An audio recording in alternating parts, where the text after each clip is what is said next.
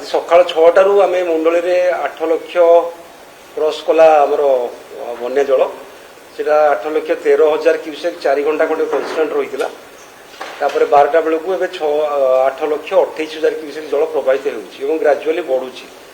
तेणु आम आशा करवा संध्या सुधा यहाँ 9 लाख पाखापाखि क्रॉस कर मैक्सीम 9 लाख 50,000 क्यूसेक भितर पिक फ्लड आसो बोली। यहाँ यही सीजन सब बड़ फ्लड इवेंट हम जो या बड़ बड़ इवेंट आम आगु सामना करे 10 लाख उपर 12 लाख 15 लाख क्यूसेक्स भी बन्या आसी विगत दिन में यही सीजन आम ये गोटे बड़ फ्लड। तेणु आमको समस्त सजग रहा पड़ो।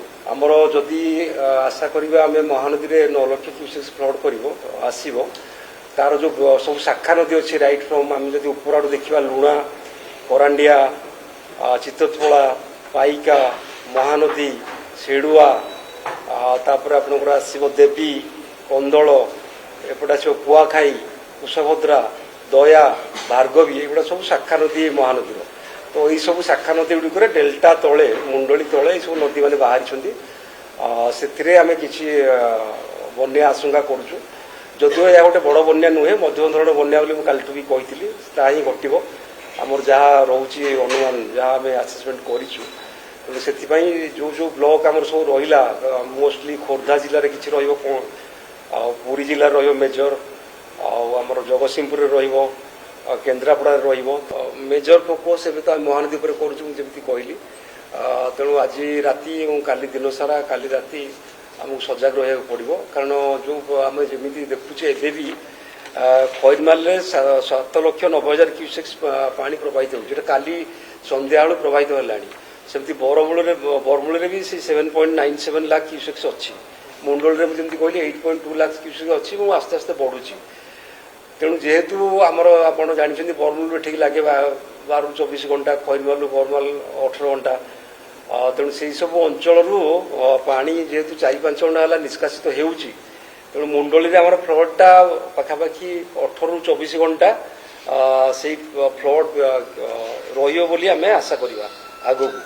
ये फ्लड्र जो जो ब्लॉक आफेक्टेड हम तार आम गोटे लिस्ट करूँ जमीक जगतसिंहपुर आमर बिरिडी काठजोड़ी हम बिलुआ खाई बिरिडी जगतसिंहपुर किसी आफेक्टेड हम देवी नुआगाँ बालिकुदा एरसमा आफेक्टेड हो पारे काठजोड़ी सीट कटक सदर निश्चित कहल किसी एरिया आफेक्टेड हो पारे पाइका जो रघुनाथपुर तीर्थल कुजंग किसी आफेक्टेड हो पारे।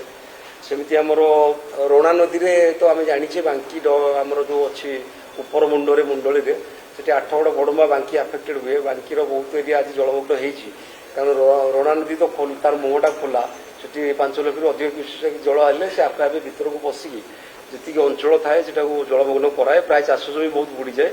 आ बिलीपड़ा बांकीर पाखापाखि केतटा जीपी से आफेक्टेड होती जो रास्ता घाट ये सब बुड़ी जाए से आज सकालू आम तार प्रभाव देखीचे।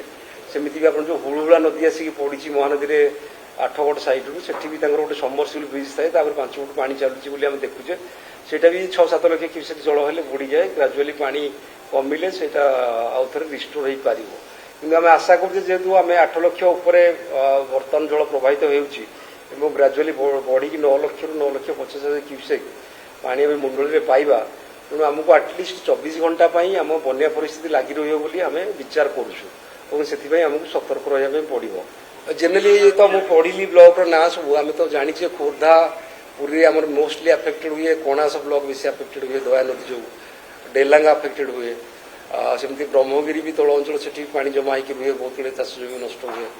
तापर आम जो आसवा एपटे तलू आसवा निमापड़ा को अस्तरंग काकटपुर किसी एरिया आफेक्टेड हम गोपर किसी एरिया आफेक्टेड हम तापर आम जगतसिंहपुर आसवा तार जो तल अंचल रोचे सब कुजंग बालिकुदा एरसमा एगुड़ा टे आफेक्टेड हम तीर्थल किसी आफेक्टेड हम केन्द्रापड़ार जोड़ा तले रोचे आम पाटकुरा गरजपुर आम जो पाइका नदी अच्छी जोटा आम केन्द्रापड़ार अच्छी लुणा और चित्रकला ता जो भी जो तल अंचल रही आली सेगुड़ा टे बन्यारे जलमग्न हम।